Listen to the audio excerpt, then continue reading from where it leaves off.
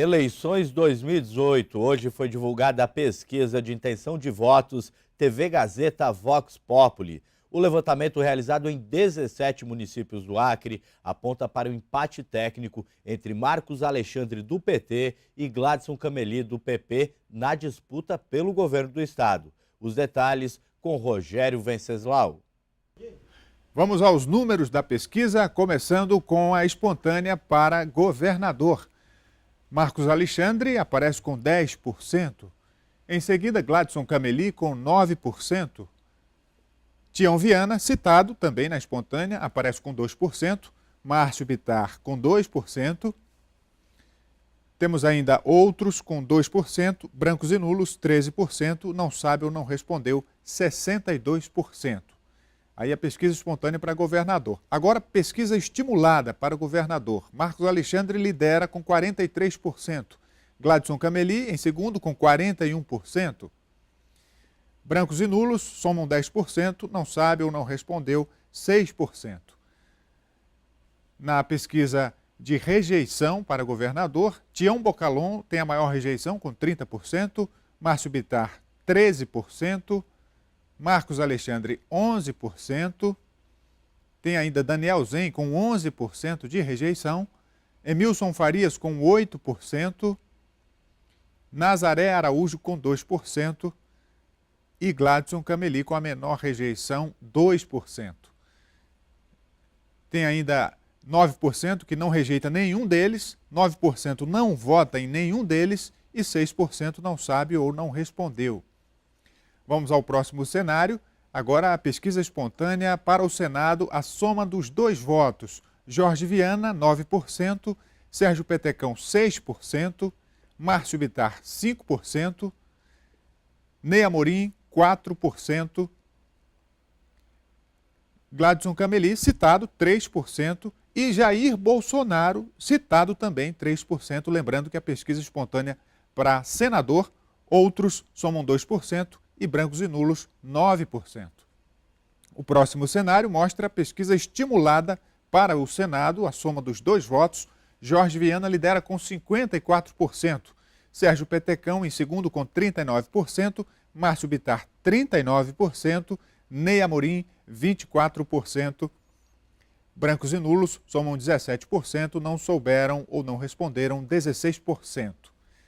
O próximo cenário mostra a rejeição para o cargo de senador. Tião Bocalon lidera, 24%, Jorge Viana, 21%, Ney Amorim, 16%, Sérgio Petecão, 10%, Márcio Bittar, 10%, e ainda não rejeita nenhum deles, 7%, não vota em nenhum deles, 8%, e não souberam responder, 4%.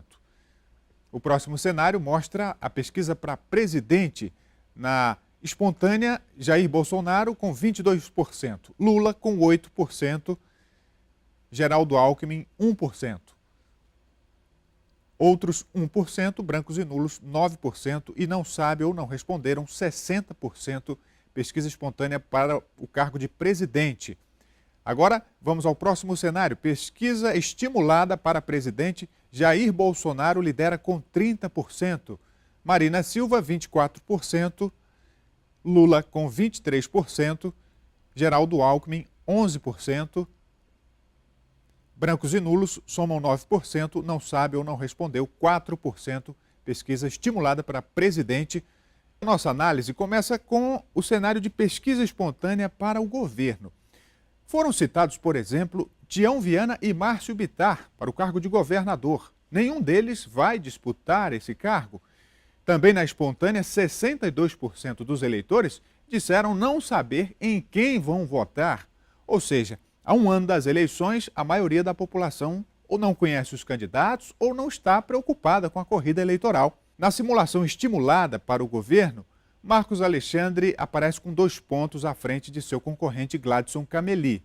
Veja que a pesquisa foi feita antes da condução coercitiva de Marcos Alexandre para depor na Polícia Federal na semana passada. Não dá para avaliar se o episódio influenciou a opinião dos eleitores. E tem que se levar em consideração também nessa pesquisa a margem de erro de 4 pontos percentuais para mais ou para menos. Significa dizer que, se a eleição fosse hoje, o pré-candidato ao governo Marcos Alexandre, que aparece na pesquisa com 2 pontos à frente de Gladson Cameli, poderia estar, na realidade, 6 pontos atrás de Cameli. Já no caso da rejeição para governador, Gladson Cameli tem apenas 2% de rejeição, contra 11% de rejeição de Marcos Alexandre, o que dá uma vantagem potencial de 9 pontos de crescimento para Gladson Cameli, confirmando a própria margem de erro da pesquisa, que é de 8 pontos no total. No entanto, se formos comparar com a pesquisa anterior do Vox Populi, divulgada em julho, o Gladson Cameli aparece com 46% e agora diminuiu para 41%. Marcos Alexandre, que também aparecia com 46% na última pesquisa, agora caiu para 43%. E essa mesma variação de números ocorre para o Senado. Vejamos que em julho, Jorge Viana tinha 45%, agora subiu para 54%.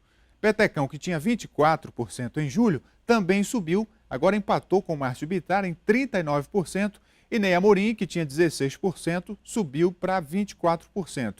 E um dado importante nesses índices é a rejeição aos candidatos petistas para o Senado. Nessa pesquisa de hoje, a rejeição deles é a maior entre todas as candidaturas anunciadas até agora. 21% de rejeição de Jorge Viana e 16% de rejeição de Ney Amorim. Isso pode perfeitamente tirar a vitória de um dos dois candidatos, dependendo do número de candidaturas postas. Mas de todos os dados que a pesquisa traz, o mais importante nessa pesquisa recente é o fenômeno Jair Bolsonaro, que no Acre aparece com 30% na pesquisa estimulada para presidente, vencendo com folga os demais concorrentes, incluindo a acreana Marina Silva, que fica em segundo lugar. O resumo geral é de que, ao interpretar esses números, é preciso levar em conta muitas variáveis, o que nos joga em um cenário de incerteza. Portanto, a pesquisa serve apenas como uma sinalização importante, mas com pouca força, para induzir o eleitor indeciso a essa altura, a um ano das eleições. É apenas uma fotografia do momento político que pode mudar. Obrigado, Rogério.